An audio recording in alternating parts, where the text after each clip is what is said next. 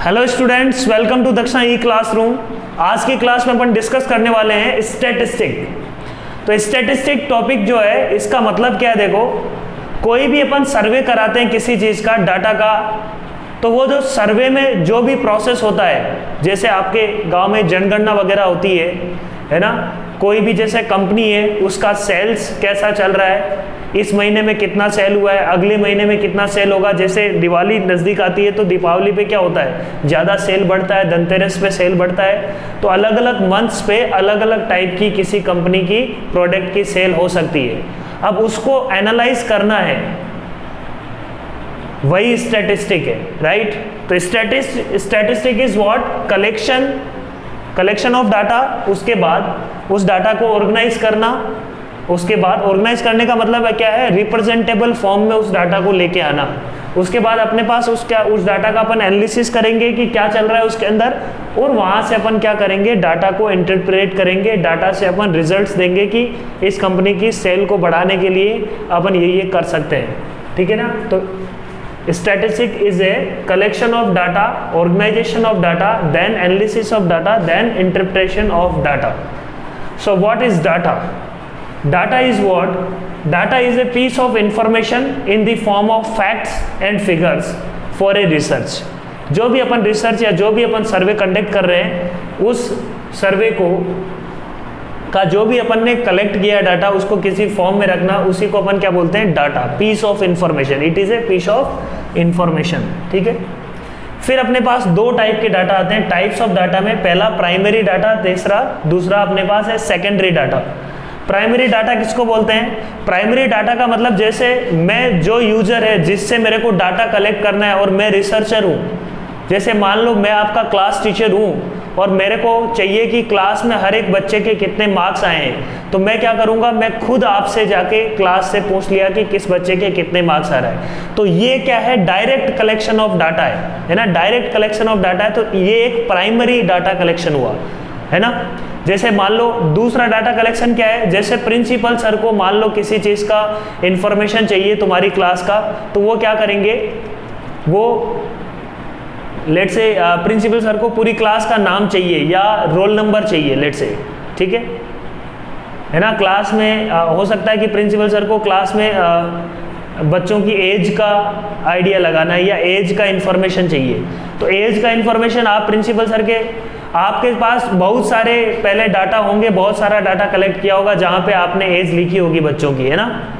तो वो principal sir क्या करेंगे, जो भी पुराना डाटा है जहाँ पे अपन ने एज लिखी हुई है, उस डाटा को मंगवाएंगे, और वो डाटा प्रिंसिपल सर के लिए क्या होगा, एक सेकेंडरी डाटा होगा, है ना। प्रिंसिपल सर डायरेक्टली जाके कलेक्ट नहीं कर रहे हैं, और वो जो पर्पज़ था उसका कि एज निकालना, आपको एज चाहिए थी पूरे क्लास की, राइट।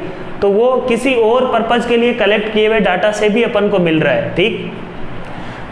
मतलब थर्ड पार्टी के थ्रू काम करवाना, डायरेक्टली एंड टू एंड आप वर्क नहीं कर रहे हो। जो डाटा कलेक्ट कर रहा है कोई और डाटा कलेक्ट कर रहा है, मान लो किसी पेपर में पब्लिश किया हो रखा है डाटा, उसी को अपन ने एज ए रेफरेंस ले लिया, ठीक है। तो सेकेंडरी डाटा अपन उसको बोलते हैं, राइट। तो ये अपना, अब इस डाटा को जो एनालिसिस करके, डाटा का अपन इंटरप्रिटेशन करके जो भी प्रोसेस कर रहे हैं, इसी को अपन बोलते हैं स्टैटिस्टिक्स। तो सबसे पहले आता है अपने पास रिप्रेजेंटेशन ऑफ डाटा, राइट। भाई डाटा को अपन कलेक्ट तो कर लिया, अब डाटा को प्रेजेंट अपन किस फॉर्म में कर सकते हैं, ठीक है। तो सबसे पहले अपने पास आता है topic representation of data, of data या प्रेजेंटेशन ऑफ डाटा। डाटा को अपन दो तरीके से प्रेजेंट करते हैं। पहला ungrouped,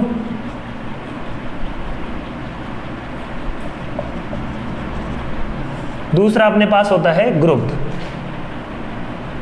ungrouped and grouped data. Ungrouped presentation और ग्रुप्ड प्रेजेंटेशन। ग्रुप का मतलब एक अपन ने ग्रुप बना दिया, है ना, और अनग्रुप का मतलब डिस्क्रीटली अलग अलग अपन उसको रिप्रेजेंट कर रहे हैं। तो सबसे पहले अपन बात करते हैं अनग्रुप्ड। अनग्रुप्ड का मतलब क्या है, जो भी रो डाटा आया अपने पास, जो भी रो डाटा आया, रो डाटा या क्रूड डाटा, है ना, data collected as it is, जिस फॉर्म में आपने कलेक्ट किया है उसी फॉर्म में आपने बता दिया, तो वो क्या है, बेसिकली एक तरीके का अनग्रुप्ड डाटा का रिप्रेजेंटेशन है। जैसे आपने क्लास में बच्चों की एज पूछी, ठीक है, क्लास में बच्चों की एज पूछी, किसी की मान लो 12th क्लास का बच्चा है, किसी का 13 एज आ रहा है, किसी का 14 आ रहा है, किसी का 15 आ रहा है, मान लो एज है ना 15, 10 बच्चे हैं अपने पास मान लो, किसी का फिर 15 आ गया, मान लो किसी का 16 आ गया, 14 आ गया, और किसी का मान लो अपने पास आ गया फिर से 14 आ गया लेट से एज, देन 16 आ गया, 16 आ गया। अब ये जो डाटा है ना, ये डाटा क्या है, अपने पास अनग्रुप्ड डाटा है, ये बेसिकली रो डाटा है अपने पास जो भी कलेक्ट किया। इस अनग्रुप्ड डाटा को अपन दूसरी फॉर्म में भी रिप्रेजेंट कर सकते हैं, फ्रीक्वेंसी डिस्ट्रीब्यूशन अपन उसको बोलते हैं, क्या बोलते हैं, frequency distribution form.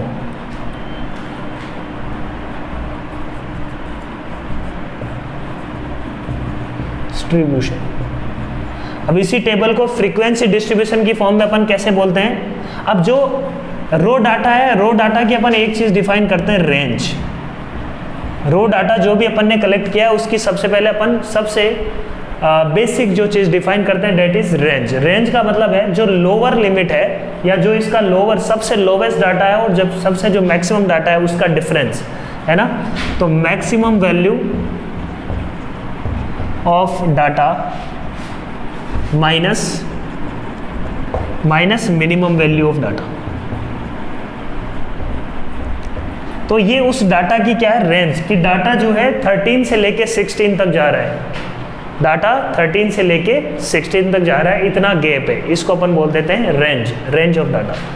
Frequency distribution बोलते हैं, फ्रीक्वेंसी का मतलब क्या है, कोई भी चीज कितनी बार हो रही है ना, कोई भी घटना कितनी बार हो रही है उसको अपन बोलते हैं उसकी फ्रीक्वेंसी। जैसे 13 हुआ, 14 हुआ, 15 हुआ, 16 हुआ, ये अपने पास अलग अलग डाटा है।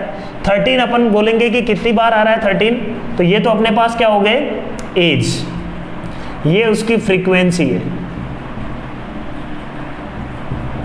फ्रीक्वेंसी लिखते हैं अपन, ठीक है ना, ये इसकी फ्रीक्वेंसी है। अब 13 कितनी बार आया, इसको देखो लिखने का तरीका है, 13 एक आया तो अपन ने एक ऐसे लाइन बना दी, ठीक है। फिर 14 आया, 14 पे लाइन बना दी, फिर 15 आया, 15 पे लाइन बना दी, फिर 15 आ रहा है एक और लाइन बना दी, फिर 15 आ रहा है एक और लाइन बना दी, ठीक है ना। अपन क्या करते हैं, एक और चीज समझाना चाह रहे हैं तो 15 को थोड़ा ज्यादा कर लेते हैं, ठीक है ना। ये है डाटा मान लो, फिर 15 आया, 3 बार आ गया, फिर अपने पास 16 आया तो 16 पे लाइन बना दी, फिर अपन बोलते हैं 14 आ गया तो 14 पे लाइन बना दी, ठीक है। कितने हो गए टोटल, 7 हो गए। फिर 14 आया तो 14 पे लाइन बना दी, फिर 15 आ रहा है तो 15 पे लाइन बना दी। अब अगली बार 15 आया तो इसको मैंने क्या किया है ना, ये काउंट करने का एक इजी तरीका है। ये अपने पास कितना आ गया, जब डाटा बड़ा होगा तो इस तरीके से अपन बोलते हैं कि फ्रीक्वेंसी का काउंटिंग करते हैं व्हेन डाटा इज लार्ज। ये पैक होने का मतलब क्या हुआ, एक पैकेट बन गया 5 का, ठीक है। तो यहाँ से अपन ने बोला कि इसका कितना वैल्यू आया 1, इसका कितना आया 3, फ्रीक्वेंसी कितना आ रहा है, इसका फ्रीक्वेंसी आ रहा है 1, इसका फ्रीक्वेंसी आ रहा है 3, इसका फ्रीक्वेंसी कितना आ रहा है 5 और इसका फ्रीक्वेंसी क्या आ रहा है 1। तो ये जो रिप्रेजेंटेशन है that is ungrouped frequency distribution. इसको क्या बोलते हैं अपन, अनग्रुप्ड, ये भी अनग्रुप्ड फ्रीक्वेंसी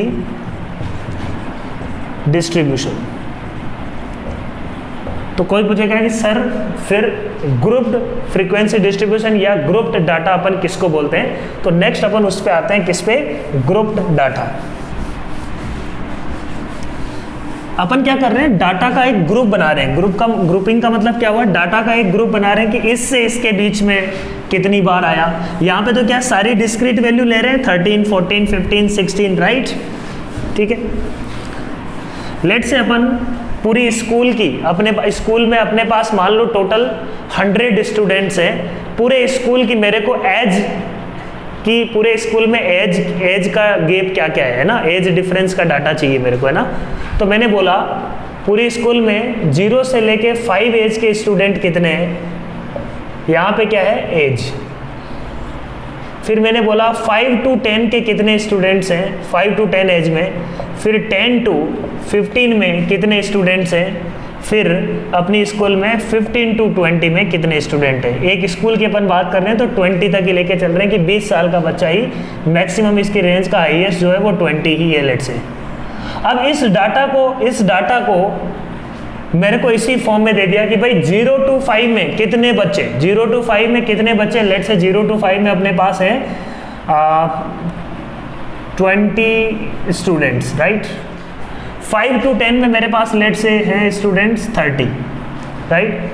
10 to 15 में मेरे पास स्टूडेंट्स हैं लेट से 40, ठीक है। और 15 to 20 स्टूडेंट्स हैं मेरे पास 10। ये मेरे पास ग्रुप डिस्ट्रीब्यूशन है एज वाइज। तो ये क्या है फ्रीक्वेंसी।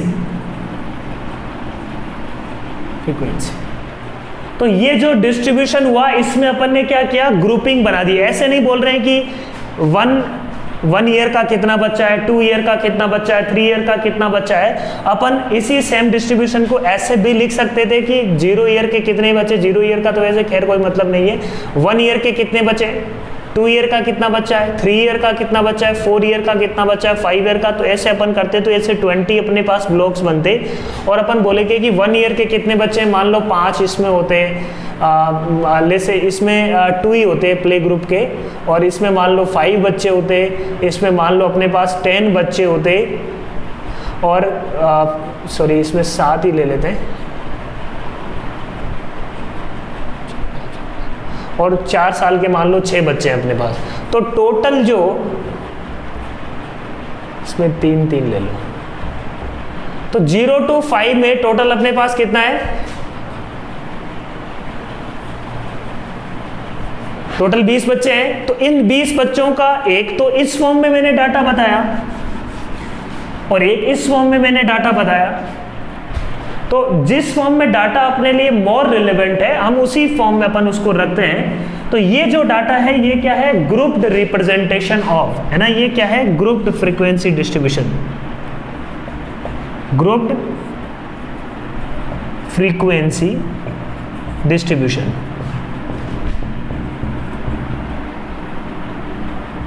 और ये क्या है, अनग्रुप्ड है ना, अनग्रुप्ड है। अपन ने कोई ग्रुप नहीं बनाया, 1 को अलग मान लिया, 2 को अलग मान लिया, 3 को अलग मान लिया। बात समझ में आ रही है क्या, ग्रुप्ड डाटा डिस्ट्रीब्यूशन और अनग्रुप में मतलब समझ में आ रहा है। So this is how representation of data is done. अब इसमें कुछ इंपॉर्टेंट बातें हैं। क्या क्या इंपॉर्टेंट बातें हैं, ये तो अपने पास फ्रीक्वेंसी हो गई पहली बात। अब यहाँ पे अपन कुछ डेफिनेशन देखते हैं। सबसे पहले क्लास साइज, है ना, या क्लास इंटरवल देखते हैं पहले। क्लास इंटरवल का क्या मतलब है, क्लास इंटरवल,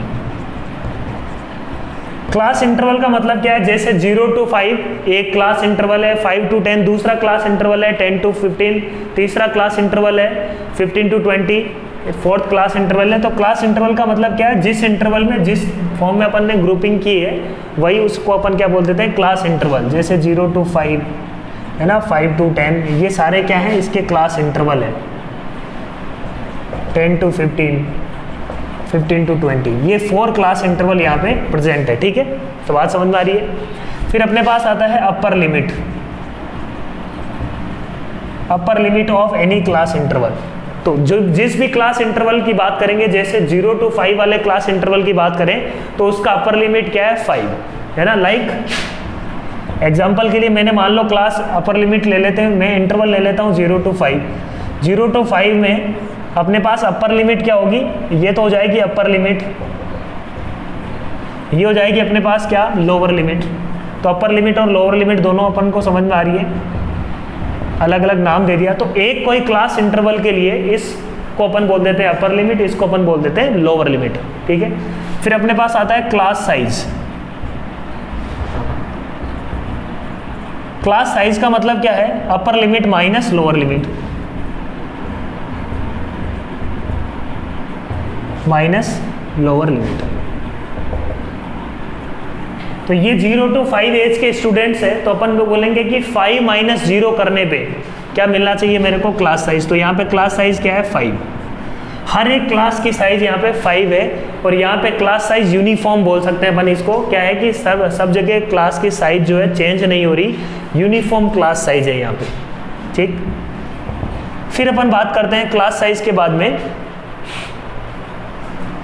क्लास मार्क।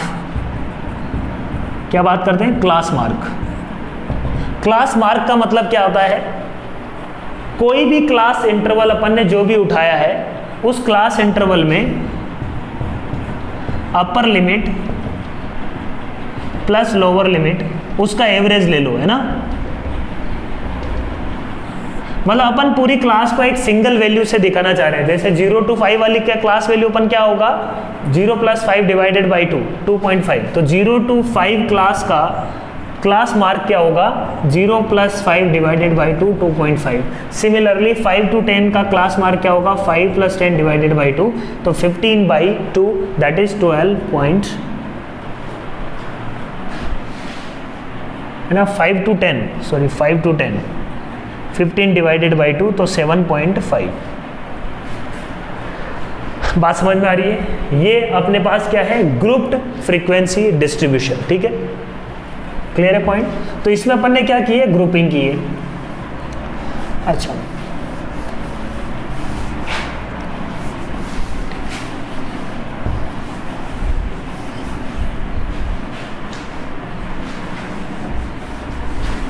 अब इसमें अपने पास 2 टाइप के फ्रीक्वेंसी डिस्ट्रीब्यूशन आते हैं ग्रुप में भी, continuous frequency distribution and discontinuous frequency distribution. जैसे इसी को अपन लेके चल रहे हैं,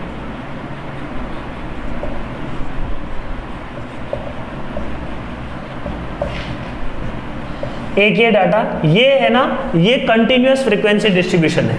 कैसे, 0 to 5, 5 to 10, 10 to 15, है ना। जो इसकी 15 to 20, तो जो इसकी अपर लिमिट है, ये इसकी लोअर लिमिट है। यदि ऐसा हो रहा है तो इसको अपन क्या बोलते हैं, ये कंटिन्यूअस फ्रीक्वेंसी डिस्ट्रीब्यूशन है। क्या है बच्चों, continuous frequency distribution. Continuous frequency distribution. Discontinuous का मतलब क्या हुआ,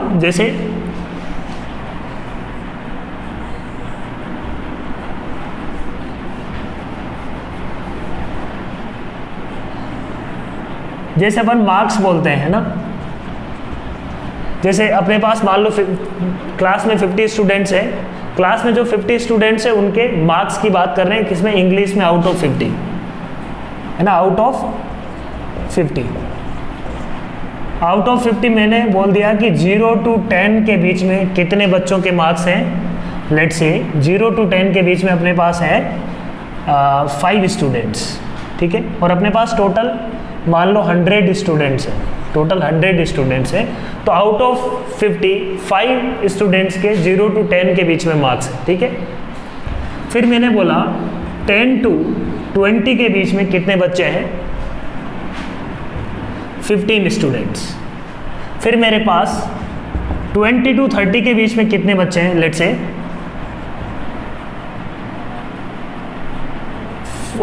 इसको ले लेते हैं 55 स्टूडेंट्स, ठीक है। फिर 30 to 40 के बीच में कितने बच्चे हैं,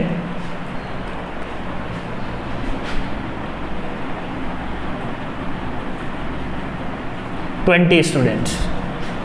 फिर मेरे पास मान लो 40 to 50 कितने बचे, अब 75, 20, 5 स्टूडेंट्स बचे। तो ये टोटल जो 100 स्टूडेंट्स है उनके मार्क्स का ये डिस्ट्रीब्यूशन है, 0 to 10। अब ये तो क्या हुआ अपने पास, कंटिन्यूअस फ्रीक्वेंसी डिस्ट्रीब्यूशन हो गया। अभी इसी को मैं डिसकंटिन्यूअस किस फॉर्म में बोलता, 0 to 10, और इसको मैं ले लेता 11 to 20। ऐसा कुछ गिवन होता अपने पास 21 to 30, ये 31 to 40, ये अपने पास होता 41 to 50। ऐसा कुछ गिवन होता, तो ये क्या है अपने पास, डिसकंटिन्यूअस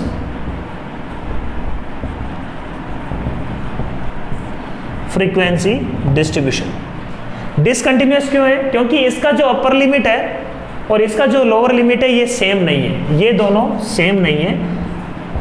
अब इस केस में क्या करते हैं अपन, इसको अपने को हमेशा जब भी अपन प्रॉब्लम सॉल्व करते हैं या जब भी अपन काम कर रहे होते हैं, डाटा का एनालिसिस करना होता है, तो हमेशा अपने को इसको अपन को इस फॉर्म में कन्वर्ट करना पड़ता है। ठीक है, इस फॉर्म में कन्वर्ट करना पड़ता है। अब कैसे करेंगे देखो, how to convert this data into continuous frequency distribution. क्या काम करते हैं अपन, देखो कैसे करेंगे।